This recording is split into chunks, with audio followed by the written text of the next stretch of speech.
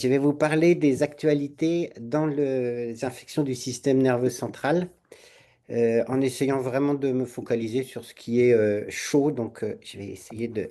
C'est beaucoup moins riche hein, que ce que vient de vous faire Odile.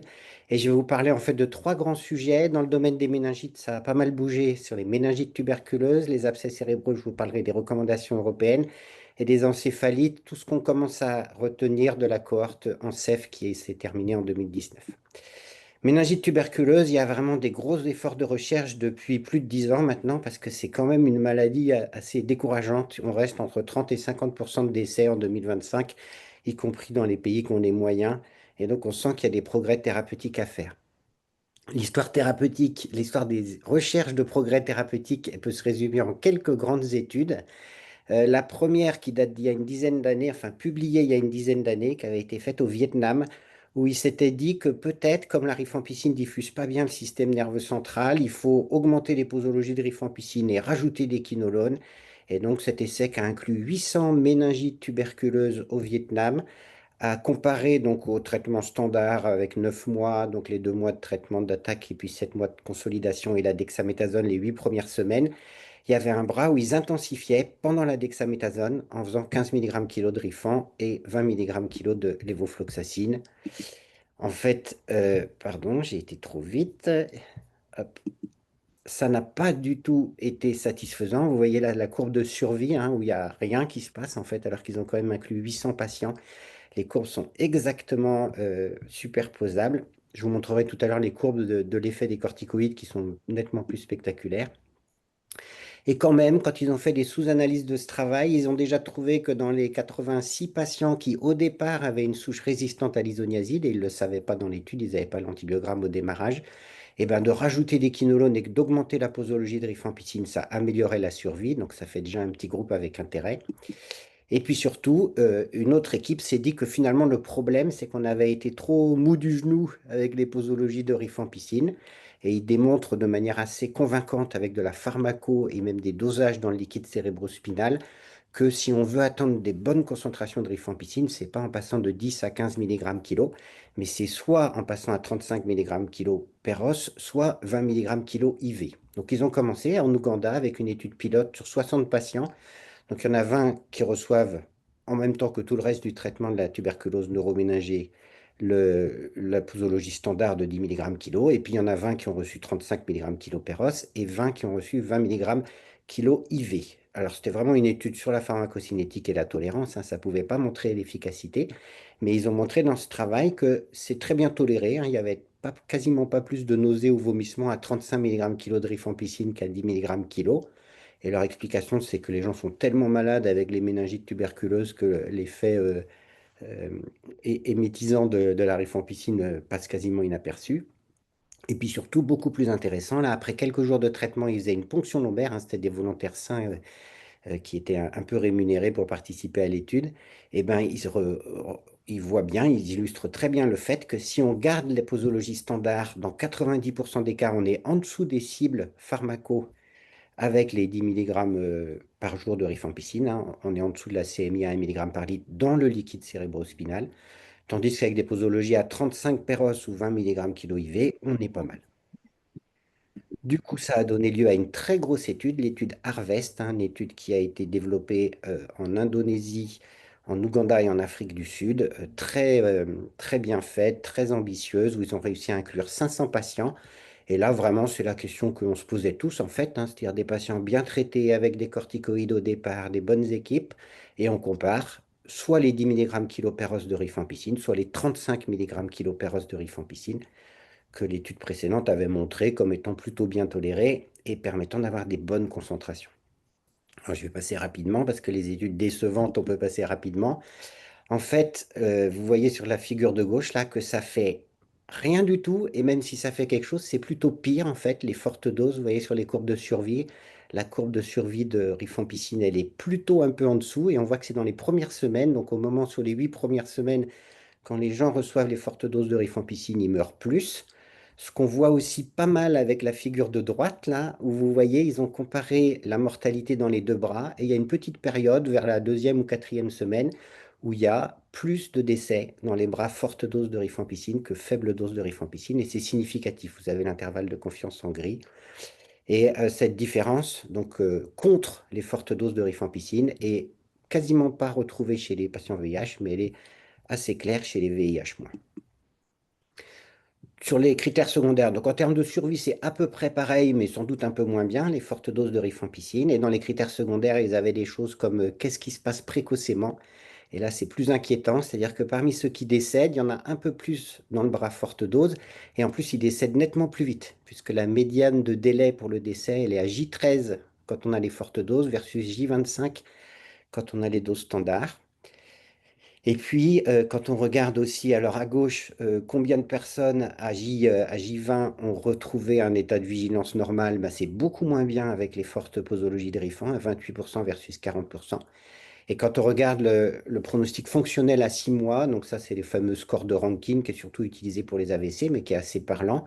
Quand c'est bleu, c'est bien. Et ben, vous voyez qu'avec les fortes doses, on a moins de personnes qui s'en tirent sans séquelles ou avec des séquelles mineures qu'avec les doses standards. Alors c'est un peu moins, c'est pas significatif, mais tous les indicateurs suggèrent que les fortes doses de rifampicine qu'on pensait bénéfiques ne sont pas bénéfiques.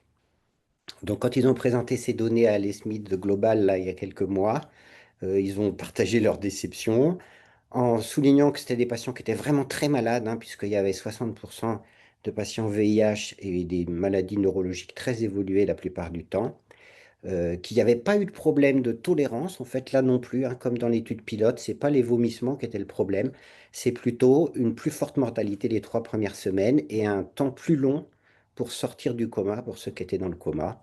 Une des explications, mais qui n'est pas très très documentée, c'est que peut-être les rifampicine à très forte dose inactivent encore plus les corticoïdes, qui eux sont tellement bénéfiques sur la survie qu'on perd ce bénéfice-là. Cette étude-là tombe en même temps qu'une autre étude. Alors, ce n'est pas la tuberculose neuroméningée, mais juste parce qu'ils ont trouvé à peu près le même problème avec les fortes doses de rifampicine. Cette étude-là, elle parlait des tuberculoses disséminées des patients VIH, souvent des diagnostics tardifs. Ils testent deux hypothèses dans cette étude. C'est l'apport des corticoïdes et l'apport du traitement intensifié. Donc là, ils font à la fois les fortes doses de rifan et la lévofloxacine pour les patients qui sont randomisés dans ce bras-là. Et pour faire court, l'étude a démarré en 2021 et en 2024, le comité de suivi de l'essai a recommandé d'interrompre le bras traitement intensifié, donc les fortes doses de Rifan et d'équinolone, à cause, pour la même raison en fait, c'est-à-dire une augmentation de la mortalité précoce. Donc à J14, il y a 11% de décès si vous avez mis des fortes doses de Rifan et de la lévofloxacine versus 5% si vous n'avez pas mis ça. Le comité de suivi de l'essai a recommandé de poursuivre l'évaluation des corticoïdes. Donc cette réponse-là, on ne l'a pas encore. Mais en tout cas, l'intensification du traitement qui passerait soit par l'équinolone, soit par de plus fortes doses de rifampicine est au mieux inutile, mais probablement un peu délétère. Et donc, dans la présentation là, de l'ESMID, qui a fait beaucoup de bruit, hein, c'était un des scoops il y a quelques mois, bah, ils disent que si on veut améliorer le pronostic de ces tuberculoses neuroméningées qui sont vraiment très délétères, bah, il faut qu'on trouve autre chose, soit qu'on fasse des diagnostics plus tôt pour ne pas se retrouver avec la population qu'ils avaient dans Harvest qui était dans le coma en arrivant. Il faut peut-être qu'on cherche des nouveaux antibiotiques, il faut peut-être qu'on fasse une meilleure réa neurologique et peut-être qu'on cible mieux l'inflammation qui est une des composantes de la létalité de ces maladies. Pour reparler un tout petit peu du coup de l'inflammation, donc l'étude d'hexaméthasone la plus spectaculaire pour les méningites tuberculeuses, c'était aussi une étude du Vietnam de Guy Thwaites et son équipe. Publication Princeps en 2004, plus de 500 patients inclus. Ce qui avait été intéressant, au début, on pensait, hein, il y avait déjà pas mal d'études préliminaires qui disaient que les corticoïdes faisaient du bien dans les tuberculoses neuroméningées, mais on pensait plutôt que c'est les formes graves ou intermédiaires qui en bénéficiaient le plus. Et en fait, quand on regarde l'étude, donc ils avaient gradé les patients en 3 stades. Le stade 1, avec les critères de l'étude, c'est les gens qui sont bien réveillés, sans troubles de vigilance et sans signes neurologiques. Et stade 2, c'est quand on a un peu de troubles de vigilance ou des signes de localisation neurologique. Et stade 3, c'est quand on est dans le coma. Et ce qui montre, donc, c'est un gros bénéfice quand même globalement. Et on passe de 40% de mortalité à 30% de mortalité quand on donne la dexaméthasone les 8 premières semaines. Et avec d'autres types de corticoïdes, ça marche probablement pareil. Mais que par contre, ce gros bénéfice, il est surtout net chez les patients qui ont des formes pas graves au départ. C'est là où on divise la mortalité par deux, on passe de 30% à 15%, et c'est là où c'est significatif. L'autre intérêt de cette étude, et c'est pour ça que je vous en reparle ici, c'est qu'ils ont regardé, hein, ils avaient pas mal de patients HIV- et pas mal de patients HIV+. Et en fait, chez les patients HIV+, il y avait très peu de signal qui suggérait que les corticoïdes étaient aussi efficaces. Quand on regardait la courbe de survie, hein, dans cette étude de 2004, là aussi je vous la montre pour comparer un peu à ce qu'ils ont vu dans Harvest, vous voyez, pourtant ils avaient moins de patients, mais ils voient très vite un bénéfice de la dexaméthasone par rapport au placebo sur la survie, et finalement ça se passe dans les 8 premières semaines, où il y a beaucoup moins de gens qui meurent quand il y a des corticoïdes, et puis après les courbes deviennent parallèles. Donc les Vietnamiens, comme ils n'avaient pas trouvé de bénéfice dans la population VIH, ils ont relancé une grosse étude ciblée sur les patients avec des tuberculoses neuroménagées et du VIH pour essayer de mieux comprendre s'il y a un bénéfice dans cette population. Donc, ils ont réussi à inclure 500 patients, là aussi très impressionnant. Comme souvent dans les tuberculoses neuroménagées, bah, c'est des patients très évolués dans le VIH. Donc la moitié, c'est la découverte du VIH, hein, ils n'avaient jamais reçu d'ARV, et la moitié avait moins de 50 CD4. Ils ont eu de la dexaméthasone 6 à 8 semaines et le critère principal, c'est la survie à M12. Et pour faire rapidement, en fait, on a l'impression qu'il y a un petit bénéfice, et là aussi qui se voit dans les premières semaines avec des courbes qui deviennent parallèles ensuite. Mais c'est un bénéfice vraiment tout petit puisque finalement, il n'est même pas significatif. Donc il y a 5% de mortalité en moins quand on donne de la dexaméthasone. Et malgré le nombre de patients inclus, hein, 500, eh ben, ce n'était pas significatif. L'autre intérêt de ce travail, donc, qui a été publié en 2023, c'est qu'on pouvait espérer peut-être qu'avec la dexaméthasone, on puisse diminuer le risque d'iris neurologique. Et en fait, non. Au bout du compte, à 6 mois, qu'on ait eu de la dexaméthasone ou du placebo, il y avait à peu près le même risque d'iris neurologique. Et puis l'autre truc qui avait été trouvé dans d'autres études, mais qu'on ne retrouve pas ici, c'est qu'il y avait des suggestions que la corticoïde permettait aussi de mieux tolérer les traitements antituberculeux, notamment du point de vue hépatique. Et en fait, pas du tout. Là, en termes d'effets indésirables sévères, qu'on ait des corticoïdes ou qu'on n'en ait pas, c'était pareil. Donc la conclusion de ce travail, c'est vrai que c'est pas significatif, mais c'est quand même proche de la significativité. Il y a quand même 5% de bénéfices de survie. Et il y a les données très puissantes observées chez les non-VIH qui fait que c'est probablement moins intéressant la dexaméthasone chez les PV-VIH, mais dire que ça n'a pas d'intérêt, c'est probablement un peu poussé. Donc les messages de la neurotuberculose, qui est vraiment le sujet qui a bougé dans le domaine des méningites sur les derniers mois, bah, qu'on reste sur le gold standard du traitement prolongé, 9 à 12 mois au total et des corticoïdes systématiques, et qu'on continue la recherche, soit sur des traitements intensifiés, et il y a encore des études en cours, par exemple sur l'apport du linezolide, dont on sait que ça diffuse bien le système nerveux central et que c'est actif sur la tuberculose, voire de l'aspirine. Et puis, il y a aussi une étude française en cours qui essaye de regarder si on ne peut pas améliorer le pronostic en démarrant d'emblée comme anti-inflammatoire avec des anti-TNF plutôt que des corticoïdes. Alors, c'est une étude qui a un peu de mal à inclure pour l'instant, mais qui est assez ambitieuse. Deuxième domaine, et je vais essayer de ne pas prendre trop de temps, mais non, ça devrait aller, c'est les recommandations européennes de la Société européenne de maladies infectieuses sur les abcès cérébraux. Alors, il faut savoir qu'il n'y a pas de recommandations officielles sur les abcès cérébraux, même pas des recommandations nationales, hein, ni aux États-Unis, ni en Europe, enfin pas à ma connaissance. Du coup, cette recommandation était pas mal attendue. Juste pour rappeler que la physiopathologie des abcès cérébraux, donc une fois sur deux, en gros, c'est une infection par contiguïté, soit sur un traumatisme crânien, soit suite à de la neurochirurgie, qui est une autre forme de traumatisme, ou bien alors des infections ORL, donc typiquement les sinusites ou les otites.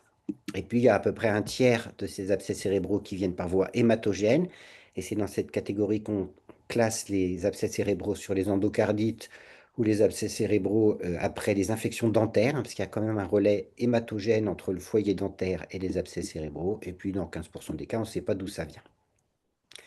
En termes de microbiologie, alors c'est des vieilles études, mais c'est intéressant. Il y a d'ailleurs des données africaines dans ce travail. C'est l'équipe de Matisse Brewer où ils ont repris toutes les études, les séries d'abcès cérébraux entre 1935 et 2012. Donc plus de 6000 cas pour lesquels il y avait de la documentation microbio. Et juste pour retenir que quand on va discuter du traitement empirique, on retrouve à peu près tout le temps, chaque année et dans chaque continent, en tête les streptos, les staph, les anaérobies et les entérobactéries. Et plus récemment, dans nos collègues danois, ils ont un petit pays, il n'y a que 5 millions d'habitants, mais par contre, c'est très bien surveillé. Donc, ils ont une épidémiologie qui est vraiment robuste, bien suivie année après année. Et donc, leurs publications sur leurs abcès cérébraux, donc une quarantaine par an, entre 2007 et 2020 montrent aussi la même chose. Alors, ils ont classé les bactéries un peu différemment. Ils ont mis les bactéries de la bouche, c'est là où on retrouve les streptos et les anaérobies. Mais en gros, on retrouve aussi Staph doré, entérobactéries. Donc, c'est assez reproductible le fait que chez l'immunocompétent, on retrouve en général Staph, strepto, anaérobie ou entérobactéries. L'intérêt de l'étude danoise, c'est qu'ils ont un niveau de précision assez solide sur tous les cas qu'ils ont rapportés. Et il y a quelque chose d'assez intéressant, c'est que quand on n'a pas de déficit immunitaire sévère, c'est à peu près reproductible et on sait à peu près ce qu'on vise dans les abcès cérébraux. Et à partir du moment où on a un déficit immunitaire sévère, et donc ils avaient regroupé là-dedans ceux qui ont reçu des organes, des greffes d'organes solides, des greffes hématologiques pour des hémopathies malignes ou des traitements immunosuppresseurs lourds, et bien là, vous voyez, le code couleur est complètement différent. Et en gros, et c'est là-dessus qu'on s'est basé quand on a dû faire les recommandations européennes, chez les immunocompétents, on retrouve donc ces fameuses strepto, staph, anaérobie, entérobactéries avec une répartition un petit peu différente en fonction de la porte d'entrée, mais globalement, on rate rien si on vise ça. Tandis que chez les immunodéprimés sévères, et pour des raisons qui ne sont pas encore tout à fait bien comprises, mais les patients VIH vont faire majoritairement des toxos cérébrales, les hémopathies malignes, ce sera plutôt de l'aspergillus, et les personnes qui ont reçu des greffes d'organes, ce sera plutôt de la nocardiose. Et puis pour les traitements immunosuppresseurs lourds, c'est un peu plus varié, mais on retrouve notamment l'hystériose, nocardiose ou aspergillus. Du coup, quand il a fallu faire les recommandations d'antibiothérapie empirique pour les abcès cérébraux, d'abord, on a dû se prononcer sur le délai. On en dira un petit mot, mais c'est l'urgence de démarrer une antibiothérapie est moindre dans les abcès cérébraux que ce que c'est dans les méningites bactériennes ou dans les encéphalites, parce qu'il y a la coque, parce que c'est relativement contenu comme infection. Donc, on s'est donné 24 heures après la revue de la littérature dans les recours européennes, ce qui fait que si possible, quand on est dans un hôpital qui pourra organiser la ponction de l'abcès, on peut ne pas démarrer tout de suite l'antibiothérapie et attendre la ponction si elle peut être faite dans les 24 heures. Bien sûr, cette possibilité d'attente ne tient pas la route si le patient arrive en sepsis ou dans le coma.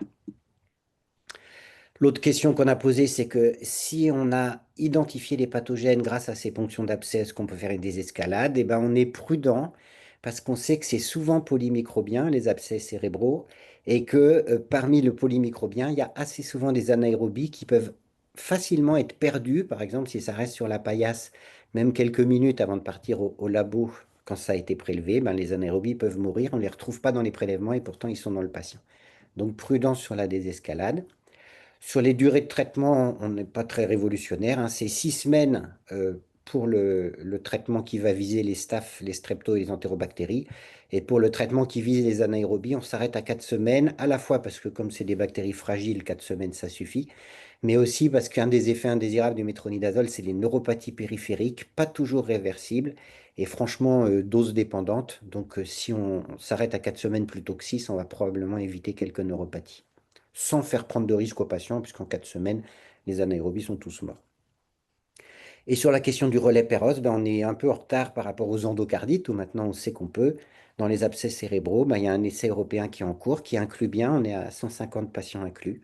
Donc bien sûr, hein, si on doit faire un relais Péros, c'est pas délirant, il y a des équipes qui font déjà, mais il faut bien réfléchir à des molécules qui à la fois soient bien absorbées pour avoir des bonnes concentrations plasmatiques et qui diffusent bien au niveau du système nerveux central, comme par exemple le métronidazole, le cotrimoxazole, l'équinolone, etc.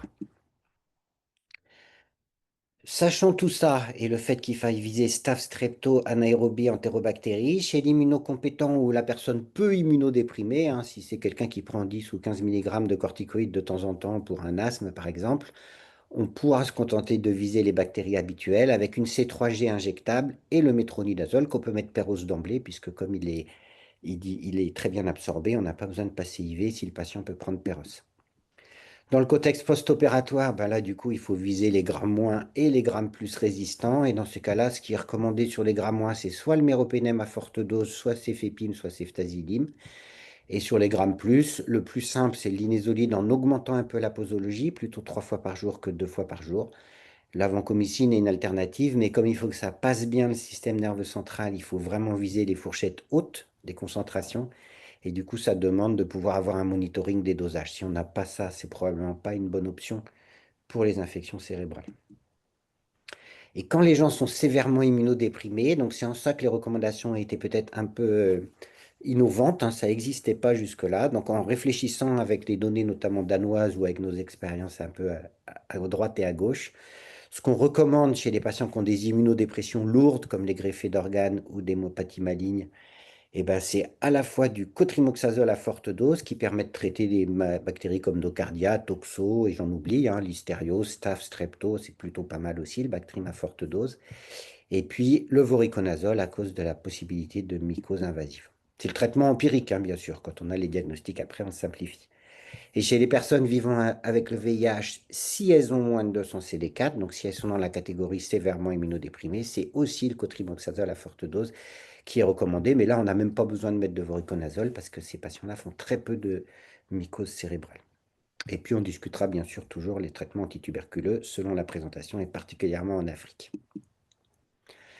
Moyennant quoi, avec tous ces travaux et toute la littérature qu'on a sur le sujet des abcès cérébraux, vous voyez dans la méta-analyse, on voit que petit à petit, la mortalité entre 1950 et 2010 des différentes séries, est dégringole et la proportion de patients qui récupèrent complètement, elle s'envole. Et vous voyez qu'on arrive à peu près, là en 2020, on y est, à 10% de mortalité, alors qu'on était plutôt à 40% il y a 50 ans, et à 80% en gros de patients qui récupèrent complètement. Donc non seulement ils meurent peu, mais ceux qui survivent survivent bien si on a fait le diagnostic suffisamment tôt et qu'on a bien traité avec les bons antibiotiques. Et on retrouve ça aussi alors dans la série danoise qui a l'avantage d'être plus contemporaine et puis en plus d'avoir un suivi très sérieux parce qu'on a l'évolution à la sortie de l'hôpital à 1 mois, à 3 mois, à 6 mois. Là aussi, c'est mieux d'avoir alors,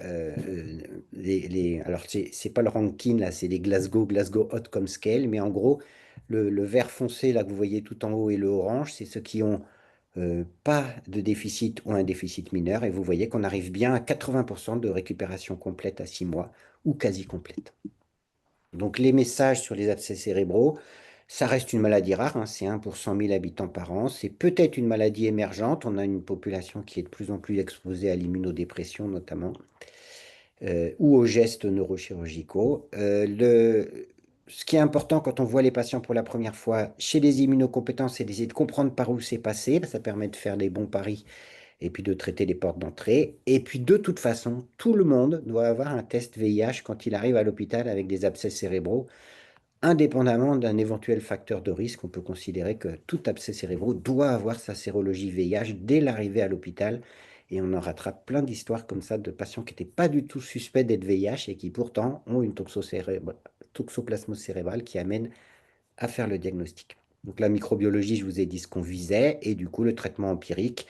Donc chez l'immunodéprimé, c'est forte dose de Bactrim et voriconazole, les immunodépressions profondes. Et chez les immunocompétents en contexte communautaire, c'est les C3G qui peuvent être céfotaxime ou ceftriaxone et le métronidazole. Et on termine avec les encéphalites. Donc juste pour faire le point, pour savoir de quoi on parle exactement. Donc il y a un consortium international qui s'occupe des encéphalites qui avait sorti ces critères il y a un peu plus de 10 ans. Et en gros, la principale chose à retenir des encéphalites, c'est que c'est une pathologie qui commence au niveau de l'encéphale, vraiment. Donc en général, vous avez au début de l'histoire des signes neurologiques, comme des troubles du comportement, des troubles de mémoire, des signes neurologiques focaux, ça peut être de l'épilepsie, des troubles de la vigilance, et que ça dure plus de 24 heures et qu'ensuite la fièvre survient. Et donc c'est ça les critères de la définition. Puisqu'on en est aux définitions, juste au niveau du consensus, hein, je fais partie des générations qui ont parlé de LCR pendant des années, qui est une aberration anatomique, hein. Le liquide s'appelle du liquide cérébrospinal parce qu'il baigne le cerveau et la moelle, il baigne pas le rachis. Donc on essaye d'évoluer vers le terme LCS, en accord avec ce que font les anglo-saxons d'ailleurs, le cerebrospinal fluid. Et l'autre chose qui mérite aussi de faire des efforts de consensus, c'est qu'on a traîné pendant longtemps avec l'idée qu'on parle de méningite à partir de 10 éléments, par exemple. Mais comme on sait qu'un LCS normal, c'est jusqu'à 4 éléments, on se retrouve avec des patients qui avaient 7 ou 8 éléments nucléés par millimètre cube et on ne savait pas s'ils avaient une méningite ou pas. Donc maintenant, les définitions internationales, et en plus c'est facile à retenir, c'est 4. Donc LCS normal jusqu'à 4 éléments et méningite à partir de 5. Hyperprotéinorachie si on est à plus de 0,4 g par litre et hypoglycorachie si on est à moins de 0,4 de la glycémie contemporaine, ce qui incite à ne pas oublier de faire un dosage de glycémie quand on fait une PL dans les suspicions de méningite. Donc la cohorte française en sève, j'en parle parce qu'elle a été bouclée juste avant le Covid, elle s'est terminée en décembre 2019, 500 patients inclus en France métropolitaine, que des adultes. Et ce qu'on a montré dans les choses importantes, c'est que d'abord, on a fait des progrès en diagnostic. On était sur la cohorte précédente avec la moitié des patients pour qui on n'avait pas d'étiologie documentée. Maintenant, on n'est plus qu'un tiers. Alors, c'est des petits progrès, mais ça fait plaisir quand même. Et ça, c'est probablement lié au fait qu'on connaît beaucoup mieux maintenant les encéphalites auto-immunes qui étaient non reconnues en 2007 lors de la cohorte précédente et qui venaient polluer un peu la cohorte des encéphalites qu'on croyait infectieuses. Pour la France métropolitaine, mais peu importe, puisque c'est sûrement pas le cas en Afrique, c'est l'émergence des encéphalites attiques. Donc c'est juste pour dire que c'est intéressant de faire des études régulièrement parce que ça permet de mieux connaître son épidémiologie nationale.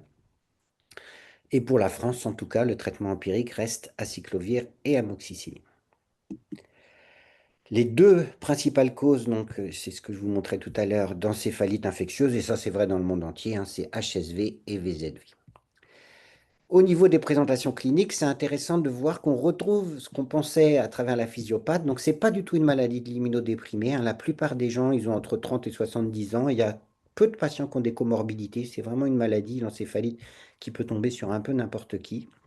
Ils ont les troubles du comportement d'aggravation progressive sur 24-48 heures, puis l'apparition de céphalée et de la fièvre. Et quand ils arrivent à l'hôpital, en général, ils sont désorientés, ils ont une petite fièvre, mais ce n'est pas du tout les signes méningés qui sont au premier plan. Si on fait l'imagerie cérébrale initiale dans de bonnes conditions, et notamment si c'est une IRM, on va pouvoir déjà identifier l'encéphalite et la ponction lobaire permettra de confirmer. En général, c'est une petite méningite, hein, c'est pas comme dans les méningites bactériennes. On a en moyenne 80 lymphocytes par millimètre cube et une petite hyperprotéinorachie. Et les IRM, donc ça c'est bien sûr une encéphalite herpétique où on voit les lésions temporales bilatérales asymétriques, mais ça c'est un patient qui évoluait déjà depuis quelques jours avant qu'on s'en occupe.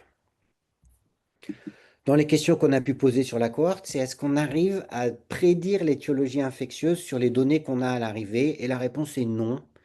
Donc on a profité de cette grande cohorte pour regarder si par exemple l'analyse du LCS, l'aspect de l'imagerie, la clinique permettait de faire des paris sur l'étiologie. En fait, il y a des petites corrélations, mais rien qui est suffisamment discriminant. Et on a aussi regardé parmi le tiers des encéphalites pour lesquels il n'y a pas d'étiologie, est-ce qu'il y en a qui ont des caractéristiques communes qui permettaient peut-être de suspecter des étiologies communes? Donc, est-ce que ça, il y a un effet cluster pour ces encéphalites non documentés? Et en fait, il n'y a pas. La deuxième info qu'on a pu avoir dans cette cohorte, comme c'était beaucoup de patients inclus en prospectif avec recueil standardisé des données, c'était beaucoup plus facile de les caractériser. Et on a pu démontrer quelque chose que les gens de terrain avaient déjà un peu anticipé, c'est qu'en fait, c'est vraiment pas la même maladie, les encéphalites HSV et VZV. On a tendance à les mettre ensemble parce que ça se traite pareil et que c'est des virus un peu voisins et que tous les deux donnent des encéphalites. Mais en fait, on a pu montrer dans cette cohorte que bien que les encéphalites à VZV tombent chez les gens plus âgés, hein, la moyenne d'âge c'est 75 versus 65 ans, et plus immunodéprimés, bah, finalement elles sont moins graves que l'HSV avec un meilleur pronostic. Et que pour les encéphalites à VZV, le fait de démarrer très vite la cyclovir a probablement un impact moins évident. L'explication, c'est sans doute que le VZV donne plutôt des lésions inflammatoires, donc des choses un peu réversibles, tandis que l'HSV donne des lésions nécrosantes, hein, c'est des encéphalites qui nécrosent facilement et qui du coup font plus de dégâts. Et en tout cas, si on regarde, donc là, c'est pas le Rankine, c'est le Glasgow Outcome Scale, mais ce qui est bleu est bon. Et donc, vous voyez que par exemple, ceux qui sortent sans séquelles ou avec des séquelles mineures à la sortie de l'hôpital, c'est 25% avec les encéphalites HSV versus 60% avec les encéphalites VZV. Donc, des maladies, alors que ça touche des gens plus âgés et plus immunodéprimés, mais que ça fait moins de dégâts sur le cerveau. Et les autres, parmi lesquels on retrouve notamment les encéphalites sans étiologie, ont plutôt un pronostic bien meilleur aussi que les encéphalites HSV. Ça a renforcé les recommandations qu'on avait fait en 2017, hein. Donc, c'est que le traitement anti-infection empirique, c'est l'amoxicilline, parce qu'en France, il reste pas mal de listériose, mais je vous montrerai que ce n'est pas le cas dans beaucoup d'autres endroits. Et la cyclovir, qu'on met à posologie herpès, parce que c'est vraiment l'herpès qui est le plus embêtant en termes de gravité. Quand on a des arguments forts pour le VZV, si par exemple c'est quelqu'un qui en même temps a un zona, dans ces cas-là, on mettra des posologies plus élevées, hein, c'est 15 mg kg toutes les 8 heures parce que le VZV est moins sensible à la cyclovir que l'HSV, mais la toxicité rénale est tellement plus importante que ça ne vaut pas le coup de le faire pour tout le monde. C'est en cas d'argument fort pour le VZV. Traitement associé, donc on ne met pas de corticoïdes systématiques dans les encéphalites. Il y a une étude randomisée qui s'appelle Dexancef qui n'a pas complètement répondu, mais qui ne trouvait pas de bénéfice aux corticoïdes en tout cas. On essaye de protéger les neurones comme dans tout processus aigu cérébral. Donc, c'est ces fameux axos, donc les agressions cérébrales secondaires d'origine systémique. En gros, on essaye de bien équilibrer la température, la glycémie, la natrémie, l'oxygénation des patients pour que les neurones qui sont agressés par l'infection ne souffrent pas trop. Et comme dans les abcès cérébraux, comme dans les méningites, on ne met pas d'antiépileptiques en prévention primaire. On considère que comme on va commencer à les traiter, le risque qu'ils convulsent devient faible.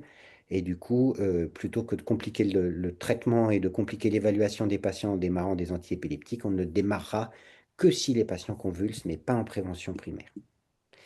Et puis sur le lieu de la prise en charge, ça c'était quelque chose d'important aussi, mais on sait que les patients avec des encéphalites, ils sont bizarres et que la première nuit, quand on ne sait pas trop encore de quoi ils sont capables, genre de sauter par la fenêtre, de s'échapper, d'agresser les infirmières, il faut qu'ils passent la première nuit dans une unité capable de garantir au moins une surveillance continue.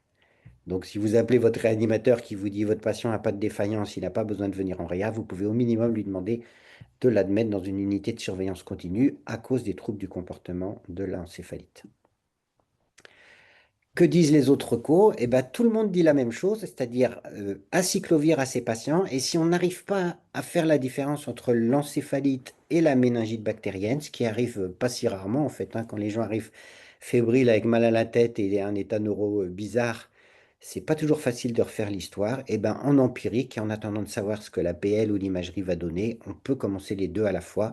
Donc l'acyclovir et les recommandations de traitement des méningites bactériennes avec au minimum des C3J.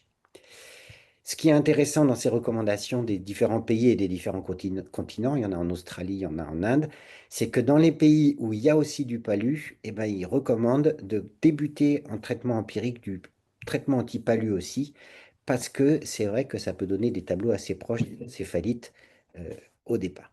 Et puis en France, à cause de notre listériose, on rajoute l'amoxicilline, mais on est les seuls à le faire et je serais vraiment incapable de dire quel est le meilleur traitement empirique en Afrique.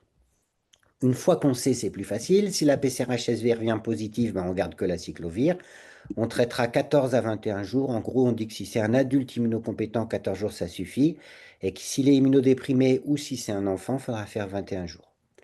Si c'est le VZV qui est documenté, on augmente un peu la posologie, mais on fera que 14 jours. Et si c'est une hystériose, on garde l'amoxicilline. Dans ces cas-là, on enlève la cyclovir et on fera 5 jours de gentamicine.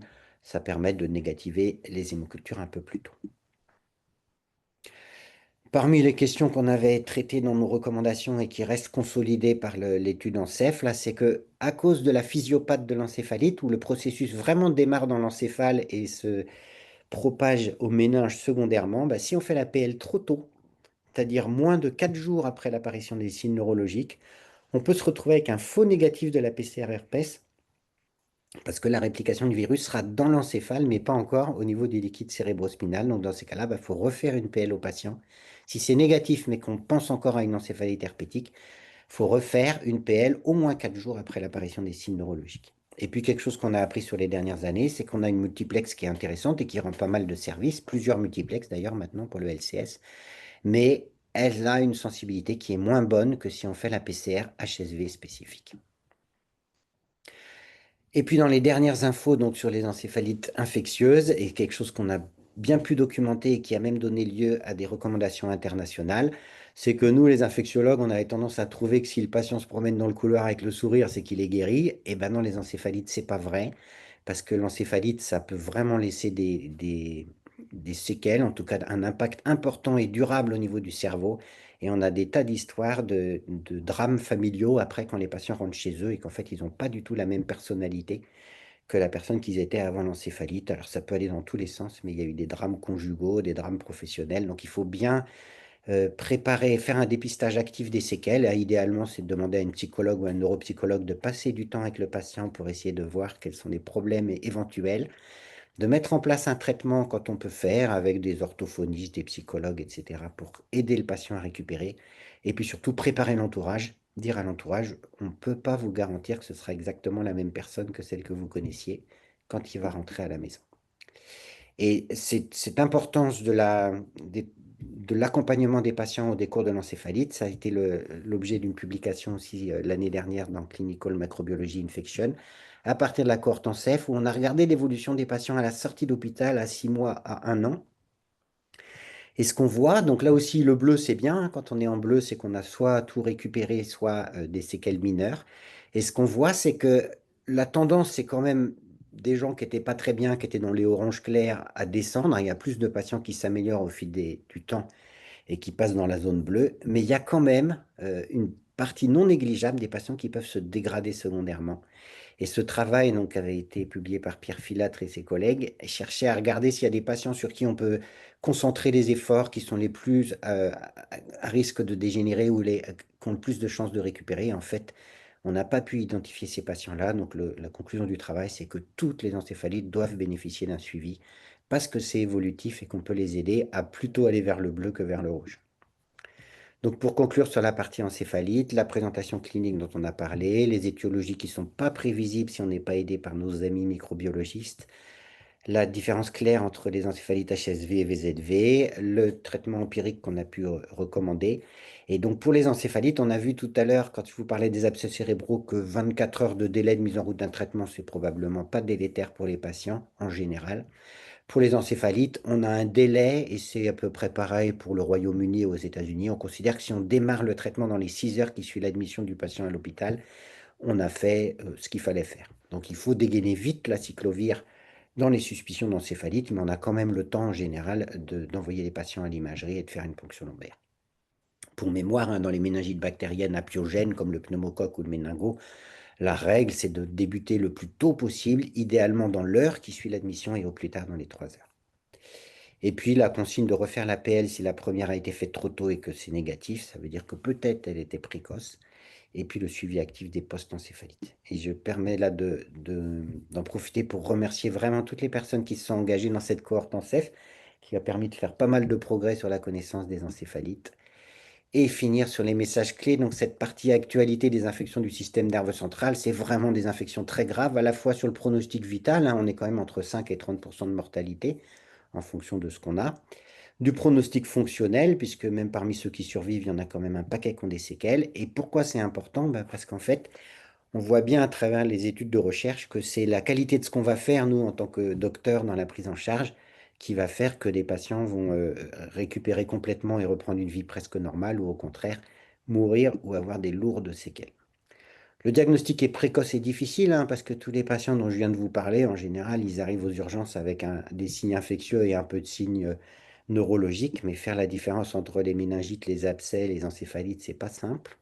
Et pourtant, c'est vraiment des maladies très distinctes, puisque les abcès cérébraux, ça peut être lié à n'importe quelle bactérie quasiment, et même des champignons et même des parasites. Qu'on a un peu de temps pour le traitement, on peut se donner le délai de 24 heures. Méningoencéphalite, c'est surtout des virus HSV, VZV, et on a un temps modéré pour démarrer les traitements empiriques. Et méningite bactérienne, alors là, c'est la course contre la montre, et c'est pneumo ou méningo le plus souvent. Pour la méningite tuberculeuse, comment faire mieux? Ben, je ne sais pas. On peut dire que c'est encore en progrès, mais il y a des études vraiment ambitieuses en cours, et d'ailleurs beaucoup en Afrique. Donc on peut espérer qu'on va finir par y arriver, et je vous remercie de votre attention. Merci Pierre pour cette brillante présentation. Euh, donc, nous allons faire un tour rapidement dans le chat pour voir quelques questions ou préoccupations des collègues. Euh, voilà, je sais pas. Alors, donc, Merci à tous ceux qui sont restés connectés. Je suis heureux de voir que vous êtes bah encore. oui, nous sommes à 160 participants. Alors, donc, quelques questions très rapidement. Je commence par ici. Une ponction lombaire légèrement hématique est-il en faveur de l'encéphalite à HSV? C'est une bonne question. Alors, il y a plus, on peut dire que c'est un peu en faveur. Effectivement, on retrouvait ça dans la cohorte en CEF, mais c'est pas du tout discriminant parce qu'il y a aussi toutes les situations où l'APL a été un peu traumatique. Donc, c'est un petit peu en faveur, mais ça ne permet pas du tout d'avancer dans la suspicion diagnostique. Qu'en dites-vous de la dose de 20 mg par kilo d'aciclovir en cas de méningite herpétique, contrairement à 10 mg kilo que vous venez de proposer? Certains protocoles recommandent 20 mg par kilo. Alors, j'ai aucune expérience de ça, mais on avait vraiment, dans la cohorte précédente, on avait regardé le risque d'insuffisance rénale aiguë et même du besoin de dialyse est très, très augmenté quand on passe de 10 à 15. Donc, de 15 à 20, j'aurais vraiment peur. Et c'est vraiment très fourbe comme histoire parce que plus on aggrave l'insuffisance rénale et plus la cyclovir est accumulée. Du coup, en 48 heures, vous pouvez passer de 100 de créate à 700 de créate si vous partez sur le chemin de l'insuffisance rénale aiguë et que vous continuez à 15 ou 20 mg kilo. Donc, je déconseillerais. Absolument. Quelle est la place des vascularites cérébrales infectieuses dans les atteintes du système nerveux central? Alors, la pire, et de loin, c'est celle qui arrive avec le méningocoque, hein, dans les méningites à pneumocoque, pardon, quand ça a duré trop longtemps, que les gens arrivent trop tard à l'hôpital. Et c'est un sacré problème. En général, c'est des patients qu'on arrive à tenir à peu près pendant les 4 premiers jours où on met de la dexaméthasone. Et quand on baisse la dexaméthasone, ben, on s'aperçoit qu'ils ne se réveillent pas. Et ceux qui ont beaucoup travaillé sur les corticoïdes dans le pneumocoque conseillent de prolonger la dexaméthasone dans ces cas-là et de la descendre tout doucement sur 3 semaines. Mais c'est une maladie pour laquelle on a beaucoup de progrès à faire encore. Et il y a un protocole qui va débuter en France qui s'appelle Dexalong et qui regarde justement si on évite les vascularites quand on donne des corticoïdes plus longtemps que les 4 jours recommandés dans les méningites à pneumocoque. La fréquence de la neurosyphilis à l'ère du PrEP VIH? C'est un mot à dire dessus. Alors nous, on en voit un peu plus de la neurosyphilis. Euh, je pense que la PrEP n'a pas changé grand-chose en fait sur la neurosyphilis. Euh, Absolument. L'adapto et le système nerveux central, quoi qu'ils se demandent si c'est. c'est une bonne question. Probablement, c'est que c'est quasiment pas de diffusion. Il y a des études de gens traités par daptomycine où ils ont regardé dans les PL et c'est indosable. Parfait. Les données récentes comparant 15 mg versus 10 mg d'aciclo plaident pour une absence de bénéfice de forte dose sur la mort. Bon, je crois que c'est déjà répondu. Il a raison. Des données données sur essai oral sur le relais péros des antibiotiques dans les abcès cérébraux. Eh ben, on n'a pas, pour l'instant, on n'a pas l'analyse intermédiaire, mais il y a un comité de suivi, là, comme dans l'étude sur le VIH dont je vous ai parlé. Et le comité de suivi a dit de continuer l'étude. Donc, ça suggère qu'il n'y a pas de grosse différence dans les deux bras pour l'instant. D'accord. Rythme et durée du suivi des patients traités pour une encéphalite infectieuse. Dans l'idéal, il faudrait qu'ils puissent sortir en ayant rencontré un neuropsychologue. Alors, des fois, ça va pas très loin parce qu'ils sont encore trop fatigués à ce moment-là pour faire tous les tests. Mais c'est le neuropsychologue, c'est ce qu'on essaye de faire chez nous. C'est rare, hein, l'encéphalite, donc on peut quand même réussir à organiser ça. Et c'est le neuropsychologue qui dit bah, je voudrais le revoir dans 15 jours parce que je pense que ça ira mieux, ou au contraire, je lui donne rendez-vous dans 3 mois. Donc c'est un peu difficile de dire comment standardiser. Il y a des recos françaises qui viennent de sortir et j'ai honte, mais je ne les ai pas lus encore. Vous pouvez les trouver sur le site de la SPILF, infectiologie.com, sur le suivi des encéphalites. OK. Il y a un collègue qui demande si des infections virales du système nerveux central peuvent induire une encéphalite auto-immune. Oui, c'est une bonne question et effectivement, les Espagnols ont montré qu'après les encéphalites à HSV, il y a une petite proportion. Alors, c'est encore un peu discuté. Dans l'ANCEF, on n'en a vu aucune, alors qu'on avait quand même 130 encéphalites HSV. Mais peut-être qu'on a raté quelques diagnostics. Mais effectivement, il y a des encéphalites anti-NMDA qui peuvent survenir quelques semaines après une encéphalite herpétique. C'est dans la littérature au moins. D'accord. Quelqu'un n'a pas compris la place des anti-inflammatoires dans le traitement d'encéphalite à HSV ou VZV. Aucune. Aucune. Absolument, ça a été dit. L'utilisation de corticoïdes après le diagnostic tardif de la méningite. Là, c'est parti parce que, voilà. L'utilisation de corticoïdes après le diagnostic tardif de la méningite est-il toujours recommandée chez les enfants malnutris? Je n'ai pas la réponse. Effectivement, alors je ne suis pas rentré là-dedans, parce que j'avais pas beaucoup de temps, mais le bénéfice des corticoïdes dans les méningites bactériennes, il est très très spectaculaire, hein. C'est Mm. dans le pneumocoque, on passe de 52% à 26% d'évolution défavorable quand on donne des corticoïdes au départage. Et si on les décale un peu, c'est un peu moins bien, mais ça reste très spectaculaire. Et après, quand on voit les gens trop tard, et il y a eu des études, et il y a des études au Malawi qui ont montré ça, quand on voit trop tard, Donc, la prise en charge tardive, les corticoïdes sont sans doute inefficaces, voire peut-être délétères. Je ne connais pas pour les enfants malnutris en particulier, mais difficile. Ah, on était tranquille jusque-là. Je vois que ça a commencé par perturber. Euh,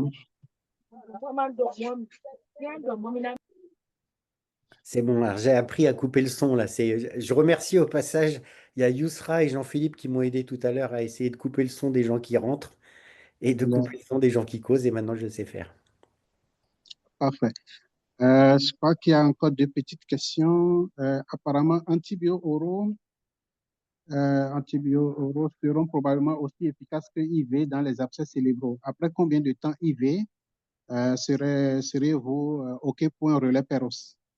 Bah, dans l'étude orale, on est à 2 semaines à peu près. On D'accord. donne quand même 2 semaines IV, le temps que les patients aillent mieux, et après, on fait un relais Péros.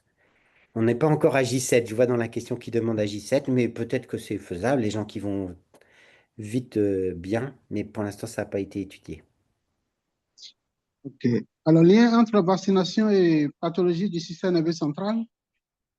Ben, en fait, il y a beaucoup, on s'attend à voir beaucoup moins de méningites, hein. Les pays qui vaccinent bien depuis longtemps, on Ouais, voit moins de méningites à méningocoque et pneumocoque. Et donc, on s'attend en France, maintenant qu'on vaccine bien les nourrissons, je pense que Odile confirmerait, à avoir une ouais. franche diminution des méningites de l'enfant, maintenant qu'on a une couverture vaccinale pneumocoque, méningocoque à la première année de vie qui doit être à 95%. Et je vois une question là qui est importante parce que c'est des questions qu'on nous pose souvent de Aminata Diangana. Est-ce qu'il y a une différence entre méthylprénisolone et dexaméthasone dans la tuberculose neuroméningée? Sans doute pas une grosse différence en fait. On recommande la Dexa, c'est celle qui diffuse mieux et c'est celle qui a été le plus étudiée dans les grandes études randomisées. Mais probablement, je dis ça parce que si par exemple vous êtes dans euh, une institution où c'est ce jour-là, vous avez une méningite bactérienne, il n'y a pas de dexaméthasone sous la main, vous pouvez mettre de la prédnisone, la prédnisolone, la méthylprédnisolone, ça fait probablement pareil en faisant les équivalences de doses. Parfait. Dexaméthasone et listeria? Ah, alors là, il y a un débat qui n'est pas tranché. Les Hollandais qui ont une grosse base de données, puisque ça fait 20 ans qu'ils enregistrent tout, retrouvent le même bénéfice des corticoïdes dans les méningites à listeria que dans les méningites à pneumocoque. Ils ont fait des tas d'analyses et donc ils disent que c'est sans doute pas la meilleure indication des corticoïdes, c'est pas aussi puissant que dans les méningites à pneumocoque, mais c'est probablement bénéfique quand même, à leur avis, de mettre du pneumocoque dans les méningites à listeria. Et des données françaises, grosse cohorte aussi, hein, Mona Lisa, avec la grosse expertise de Caroline Charlier et son équipe notamment, retrouvent le contraire, c'est-à-dire que quand ils ont fait des analyses de la cohorte, les corticoïdes paraissaient être associés à un pronostic pire. Ce que disent les Hollandais, c'est qu'en fait, dans Mona Lisa, les gens qui ont reçu des corticoïdes, c'est ceux qui se sont dégradés, ceux qui par exemple, arrivaient avec un gros œdème cérébral et que du coup, il y a un biais. Et ce que disent les gens de Mona Lisa, c'est non, ils ont regardé, il y a vraiment un impact délétère des corticoïdes. Donc la réponse, on l'a pas encore. J'aurais tendance à penser en tout cas que c'est pas grave. Si vous avez une petite suspicion de listeria, mais une grosse suspicion d'autres méningites bactériennes, on met des corticoïdes et il n'y a pas d'arrière-pensée. Et une fois qu'on sait que c'est de la listériose, on arrête les corticoïdes en général. Et peut-être une dernière question, la PCR multiplex? Quel est Eh son intérêt peut-être dans les méningites ou les encéphalites? ben, en fait, celle qui a été la plus utilisée, là, le film arrêt, avait des bonnes données, hein, les publications initiales. Ils se trompaient quasiment pas. Ils avaient comparé leur PCR avec les tests PCR quand on les fait un par un.